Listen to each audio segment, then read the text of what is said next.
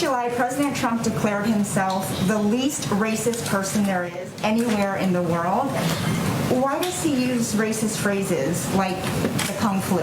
The president doesn't. What the president does do is point to the fact that the origin of the virus is China. It's a fair thing to point out as China tries to ridiculously rewrite history, ridiculously blame the coronavirus on American soldiers. This is what China's trying to do. And what President Trump is saying, no, China, I will label this virus for its place of origin. That's what he's saying by using the racist phrase Kung flu? He is linking it to its place of origin. What does he have to say to Asian Americans who are deeply offended and worried that his use will lead to further attacks of discrimination? So the president has said very clearly it's important that we totally protect our Asian community in the U.S. and all around the world. They're amazing people, and the spreading of the virus is not their fault in any way, shape, or form.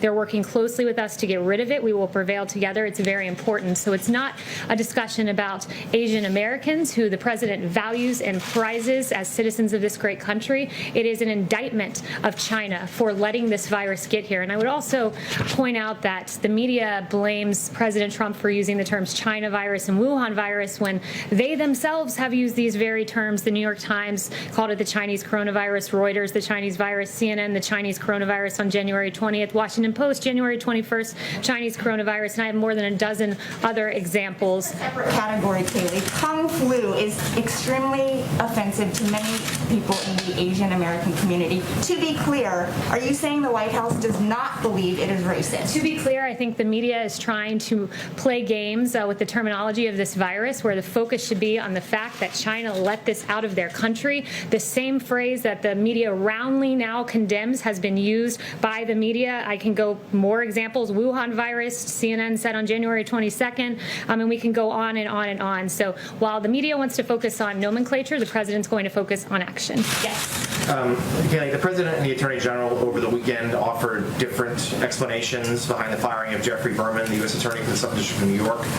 Can you clarify now why Berman was dismissed and if it was at the president's request? Well, I think that they were very much in sync this weekend, the Attorney General and the President, and here's what happened. The President held Mr. Clayton in very high regard, wanted to nominate him to this position in SDNY to keep him in the government as he returns to New York.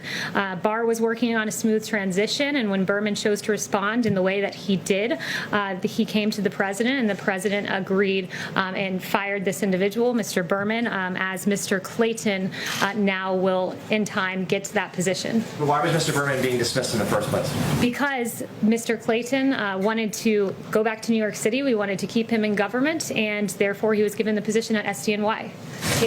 But why did the president, I have two questions, but why did the president say he wasn't involved in the firing of Jeff Berman when the attorney general said the president was the one who fired him? Because the attorney general was taking the lead on this matter. He did come to the president and report to him when Mr. Berman decided not to leave, and at that point is when the president agreed with the decision of the attorney general and to fire Mr. Berman and to promote Mr. Clayton. So he was involved in it then? He was involved in a sign-off capacity. He was not, AG Barr was leading the way, but in a sign-off capacity, yes, the president was. So my second question on testing is, you said the president made that comment in jest about having people slow down the testing. The vice president just said that it was made in passing. Pierre Navarro said it was tongue-in-cheek.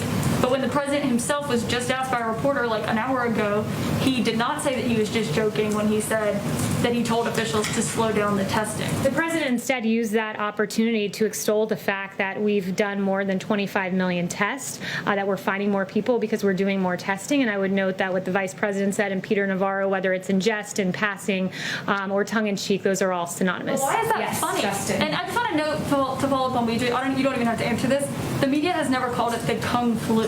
Calling it the Chinese coronavirus and calling it the Kung flu are very different things. The media and your network specifically called it the Kung flu. The media and your network specifically have repeatedly used the term China virus and Wuhan virus, and then gone on to deride the president as somehow using a term that they themselves have never used. So we can go through CNN's history.